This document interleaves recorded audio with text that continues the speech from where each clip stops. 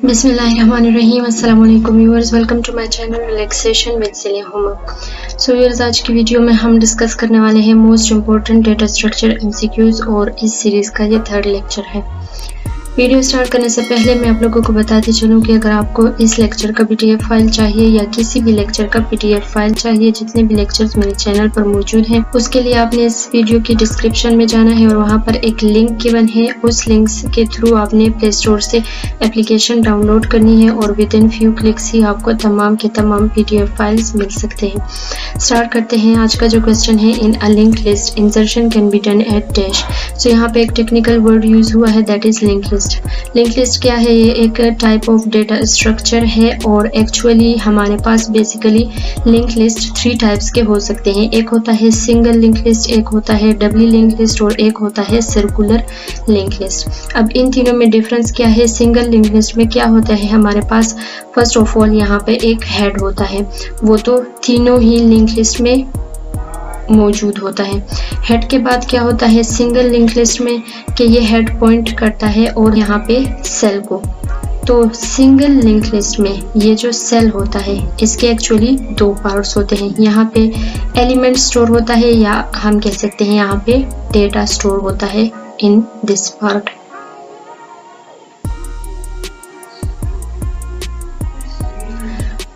और जो second part है ये क्या करता है, ये पॉइंट करता है टू दी नेक्स्ट सेल।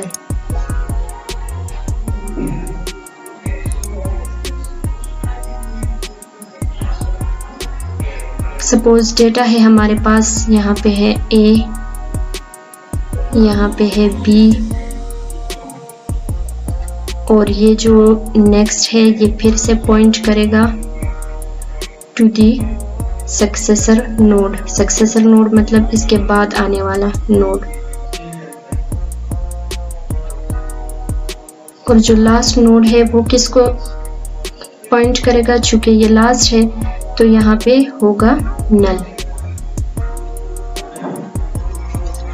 तो इस तरह से होता है हमारे पास सिंगल लिंक लिस्ट। अब डबल लिंक लिस्ट में क्या होता है? फर्स्ट ऑफ ऑल यहाँ पे हेड होता है और वो हेड किसको पॉइंट करता है? वो फर्स्ट सेल को पॉइंट करता है।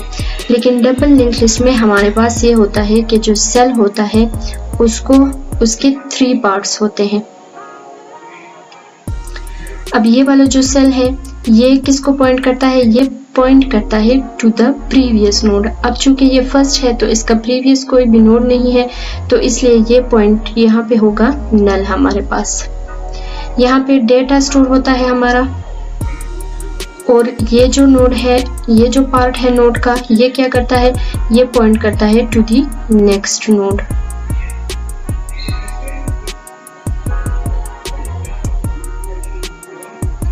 ये जो है अब यहाँ पे हमारा डेटा स्टोर होगा।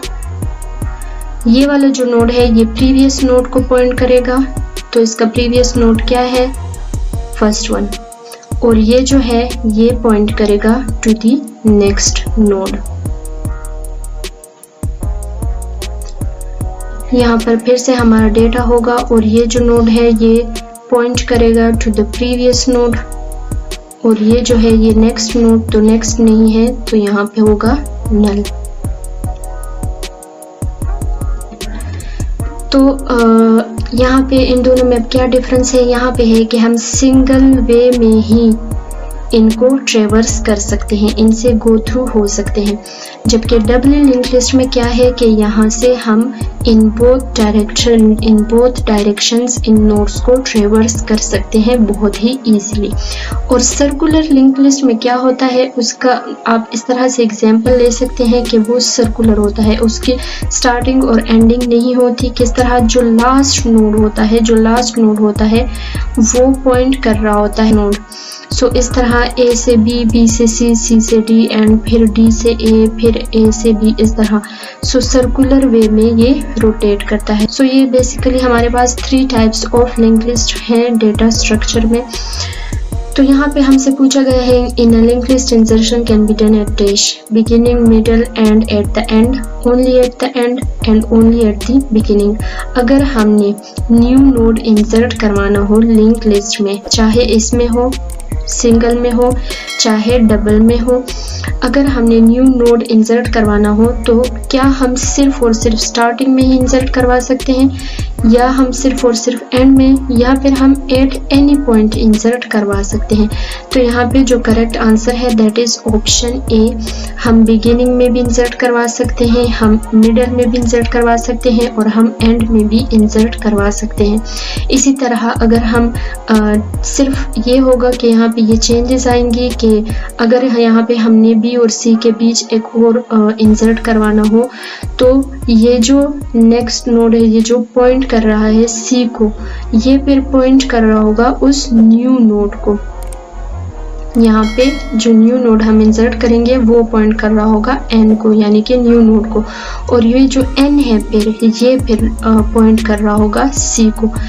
इसी तरह हम डिलीशन भी कर सकते हैं। हम किसी भी at any point link list में, चाहे वो सिंगल हो डबल हो, हम किसी भी पॉइंट पर डिलीट कर सकते हैं कोई भी नोड। फॉर एग्जाम्पल हम यहाँ से भी डिलीट कर सकते हैं, हम यहाँ से फर्स्ट पॉइंट वाला भी डिलीट कर सकते हैं, हम लास्ट वाला भी डिलीट कर सकते हैं। सो लिंक लिस्ट का फ़ायदा यही है कि हम कहीं पर भी इंसर्शन करवा सकते हैं और हम कहीं पर भी डिलीशन करवा सकते हैं, जबकि बाकी कुछ डेटा स्ट्रक्चर्स ऐसे हैं कि उसमें ये चीज़ पॉसिबल नहीं है। नेक्स्ट क्वेश्चन है हमारे पास, R link is the pointer pointing to the dash, head node, predecessor node and successor node. अब प्रेडिसेसर और सक्सेसर नोड्स क्या होते हैं, मैं आपको एक ट्री की एग्जांपल लेके मैं इसको डिफाइन कर लेती हूँ। सपोज हमारे पास एक ट्री है, फर्स्ट नोड जो है वो हमारा रूट नोड होता है, जो इस पेरेंट के चाइल्ड्स हैं, इन चाइल्ड्स को हम कहते हैं सक्सेसर नोड्स। और जो पेरेंट है इसका, अब सपोज हमारे पास हम इस वाले नोड की एग्जांपल ले लेते हैं जो बीच में है, दिस वन। इसका प्रेडिसेसर कौन है, दिस नोड, और फिर इसका सक्सेसर कौन है, ये जो दो नोड्स हैं। सक्सेसर मतलब चाइल्ड और प्रेडिसेसर मतलब पेरेंट। तो आर लिंक यानी कि right link is the pointer pointing to the dash. तो लिंक लिस्ट में हम बात करें तो सपोज हमारे पास ये नोड है, यहाँ पर डेटा स्टोर है, यहाँ से ये पॉइंट कर रहा है टू द नेक्स्ट नोड, और यहाँ पे एक और नोड है और वो पॉइंट कर रहा है टू दिस वन। अब जो आर लिंक है, आर लिंक यानी कि राइट लिंक, यानी कि राइट साइड कौन सी होती है, ये वाली साइड। तो इस नोड का राइट नोड जो है दिस वन, ये इसको पॉइंट कर रहा है। इस नोड का पेरेंट कौन है, दिस वन लेफ्ट साइड वाला, और इस नोड का जो चाइल्ड है कौन सा है, that is this one. So right side पे चाइल्ड है, लेफ्ट साइड पे पेरेंट है। तो इस लिहाज से जो आर लिंक है वो क्या चीज स्टोर करता है, that is the successor node. तो यहाँ पे जो करेक्ट ऑप्शन है that is option C, successor node. Next question है, a linear list in which each node has point to the predecessor and successor is called dash. यहाँ पे linear list की बात है, यानी कि लीनियर डेटा स्ट्रक्चर जिसके एलिमेंट्स हमने एक स्पेशल ऑर्डर से ही एक्सेस करने हैं। सो ऑप्शंस हमारे पास गिवन है, डबली लिंक लिस्ट, नेक्स्ट जो ऑप्शन है that is linear link list, and third option is single link list या सिंगली लिंक लिस्ट। तो अभी प्रीवियसली मैंने डिफाइन किया, करेक्ट आंसर है यहाँ पर doubly link list. So viewers, doubly link list में क्या होता है, सपोज हमारे पास ये दो नोड्स हैं, तो यहाँ लिखा है linear list in which each node has point to the predecessor and successor is called dash. तो ईच नोड, हर एक नोड क्या कर रहा है, पॉइंट कर रहा है अपने प्रेडिसेसर को भी नेक्स्ट नोड। अब ये जो नोड है ये पॉइंट कर रहा है टू दी नेक्स्ट नोड, यानी कि इसका जो सक्सेसर नोड है, और ये जो नोड है ये आल्सो पॉइंट कर रहा है किसको, टू द प्रीवियस, यानी कि इसका जो पेरेंट नोड है। तो यहाँ पे करेक्ट आंसर है हमारे पास डबली लिंक लिस्ट।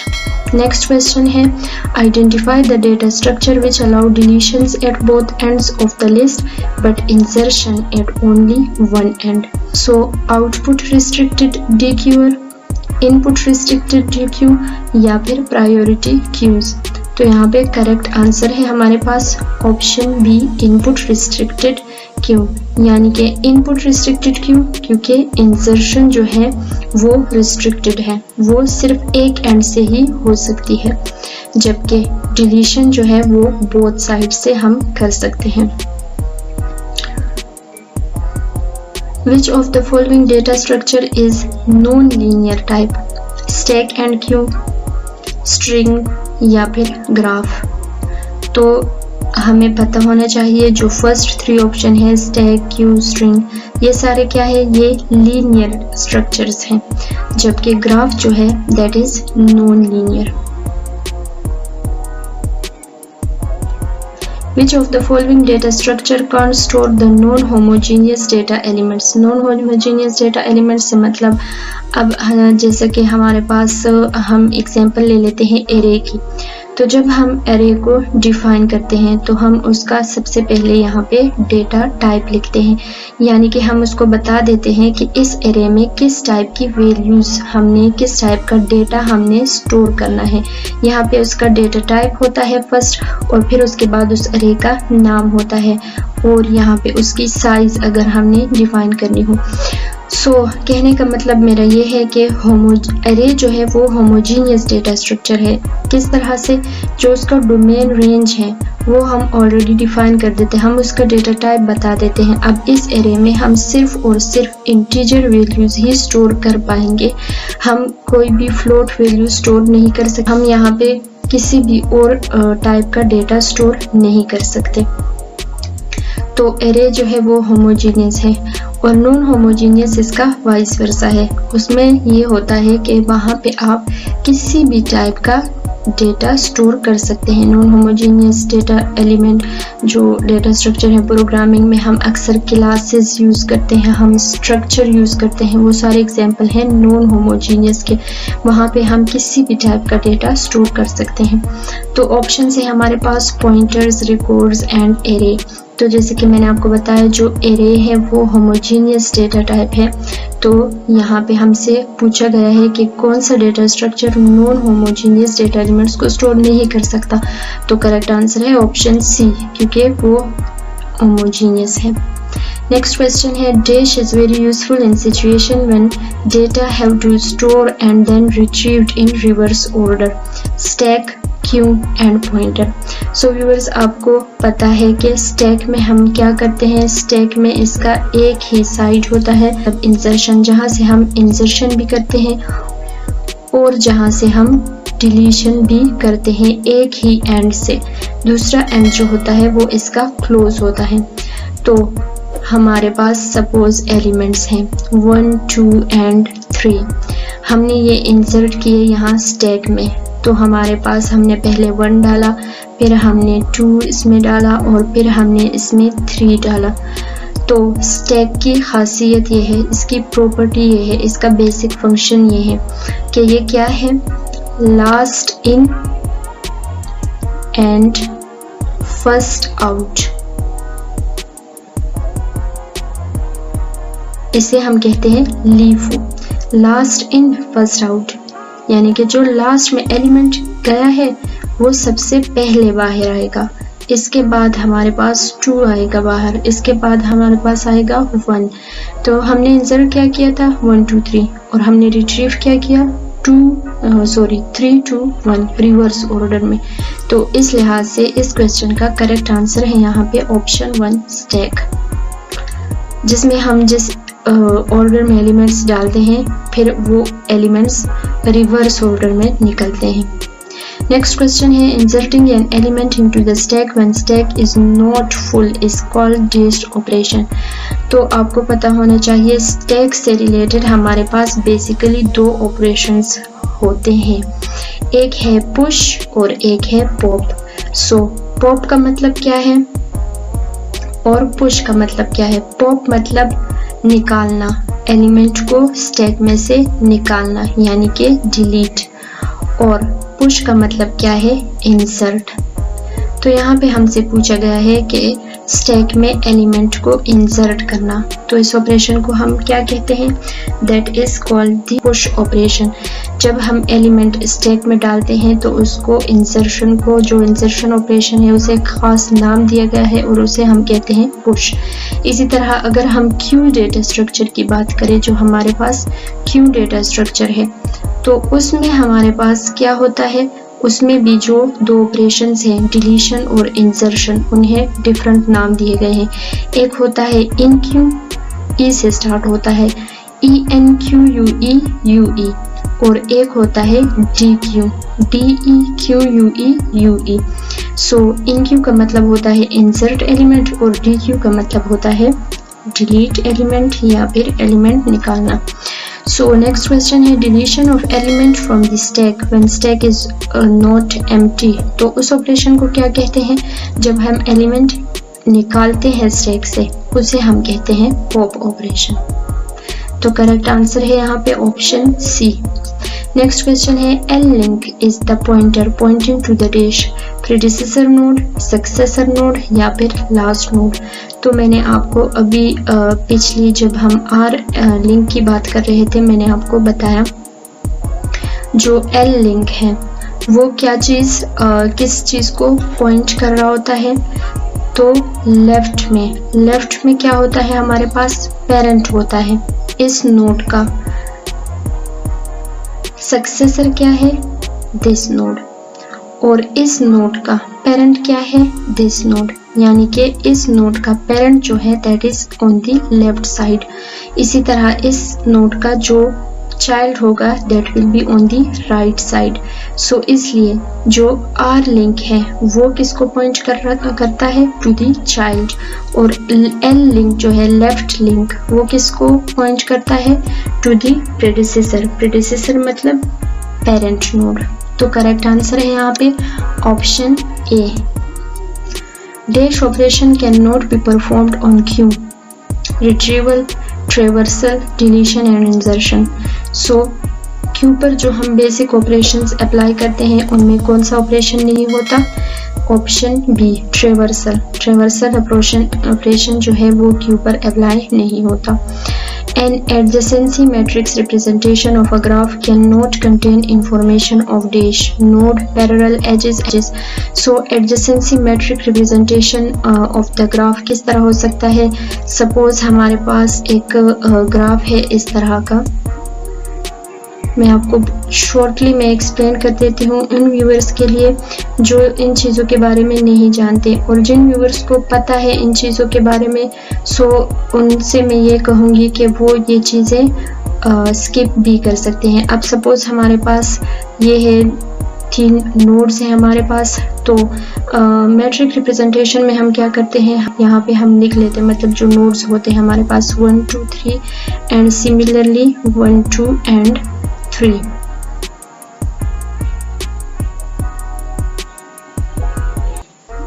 ओके, सो इस ग्राफ को अब हम मैट्रिक्स फॉर्म में किस तरह रिप्रेजेंट करते हैं? 1 एंड 1।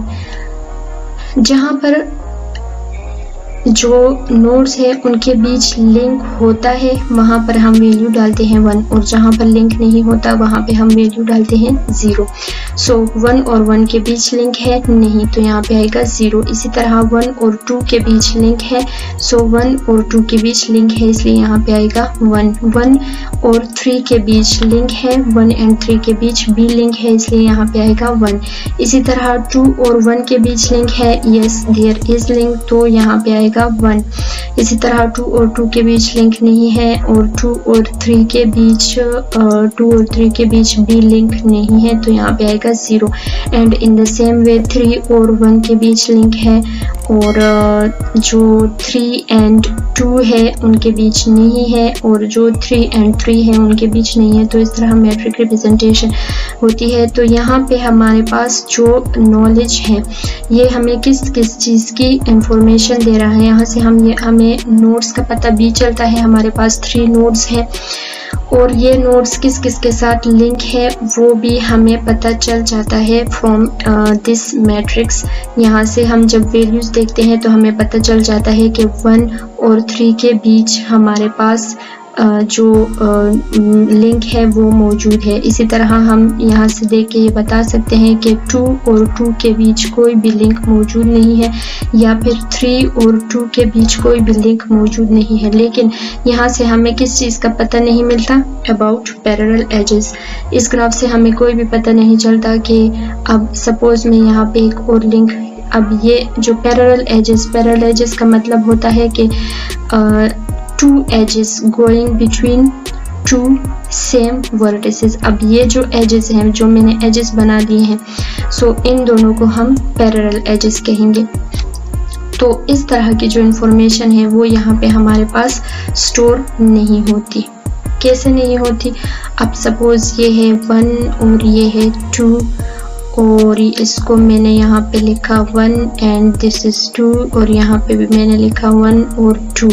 तो अब हम यहाँ पे देखेंगे 1 और 1 के बीच कोई भी लिंक नहीं है, और 1 और 2 के बीच लिंक है, यस, तो यहाँ पे मैं 1 लिख लेती हूँ। इसी तरह 2 और 1 के बीच लिंक है, यस, तो यहाँ पे मैं 1 लिख लेती हूँ। और 2 और 2 के बीच कोई भी लिंक नहीं है। तो अब यहाँ से देख के हमें ये तो पता चल रहा है कि 2 और 1 के बीच लिंक है, लेकिन हमें ये पता नहीं चल रहा कि यहाँ पे हमारे पास 2 एजेस हैं, यहाँ पे हमारे पास 2 लिंक्स हैं, हमें ये इंफॉर्मेशन नहीं मिल रही। तो करेक्ट आंसर है हमारे पास option B. The number of the leaf nodes in a complete binary tree of depth d is, इसका फॉर्मूला है, दैट इज, करेक्ट आंसर है यहाँ पे ऑप्शन ए, दैट इज जो 2 raised to the power d, यानी कि depth of the complete binary tree.